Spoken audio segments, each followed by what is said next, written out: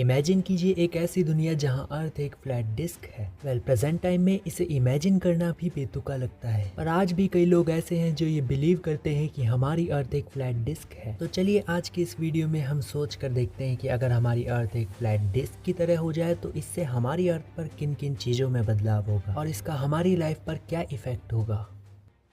इस thought experiment के लिए चलिए हम मानते हैं कि हमारी अर्थ स्फेयर नहीं बल्कि फ्लैट शेप में है। ऐसा होते ही सबसे बड़ा बदलाव ग्रेविटी और मूवमेंट में होगा। हमारी वर्तमान अर्थ की ग्रेविटी चीजों को प्लेनेट के कोर की तरफ खींचती है, पर अगर हमारी अर्थ फ्लैट है तो ग्रेविटी भी डिफरेंटली वर्क करेगी। जब हम सेंटर में होंगे तो प्रेजेंट टाइम जैसी ही ग्रेविटी होगी, पर जैसे जैसे हम अर्थ के एज की तरफ बढ़ेंगे तो ऐसा लगेगा जैसे आप किसी पहाड़ पर चढ़ रहे हो, और इसी कारण हमारी डेली लाइफ पर भी इफेक्ट पड़ेगा, क्योंकि चलना अब हर दिन का स्ट्रगल बन जाएगा और बिल्डिंग्स भी वर्तमान समय जैसी नहीं बल्कि ग्रेविटी के अनुसार बनानी होगी। इससे दूसरा बदलाव एयर प्रेशर और एटमॉस्फेयर में होगा। फ्लैट अर्थ के साथ एयर डिस्ट्रीब्यूशन अब अनइवन हो जाएगा। सेंटर में ग्रेविटी के कारण एटमॉस्फेयर थिक होगा और एजेस की तरफ बढ़ते बढ़ते एटमॉस्फेयर पतला होता जाएगा। जिस तरह पहाड़ों पर एयर प्रेशर कम होता है उसी तरह एजेस पर भी अब एयर प्रेशर कम होगा। इसी कारण सेंटर से दूर सांस लेना भी मुश्किल हो जाएगा। इन सब की वजह से सेंटर से दूर रहने वाले लोगों के लिए सर्वाइवल एक चैलेंज होगा। ग्रेविटी में बदलाव के कारण वेदर पैटर्न भी चेंज हो जाएंगे, जिसकी वजह से विंड और स्टॉर्म केंद्र की तरफ ही ज्यादा आएंगे।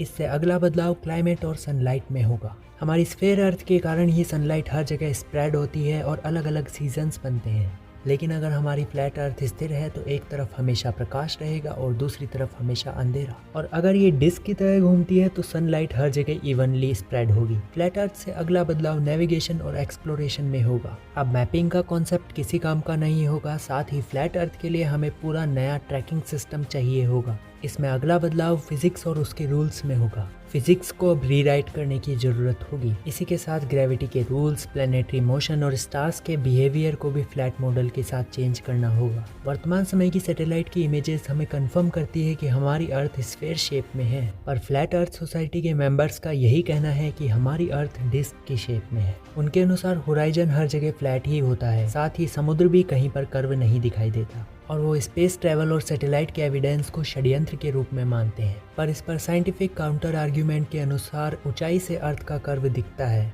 और साथ ही वेदर पैटर्न भी अर्थ के कर्व होने का ही एविडेंस है। वेल, आपको क्या लगता है कि वर्तमान समय में इतने सारे एविडेंस होने के बावजूद भी ये ग्रुप फ्लैट अर्थ पर क्यों बिलीव करता है? हमें कमेंट करके जरूर बताएं। सो आज की इस वीडियो में बस इतना ही। मिलते हैं जल्द ही किसी नए वीडियो के साथ। तब तक के लिए आप हमारी इन वीडियोस को देख सकते हैं।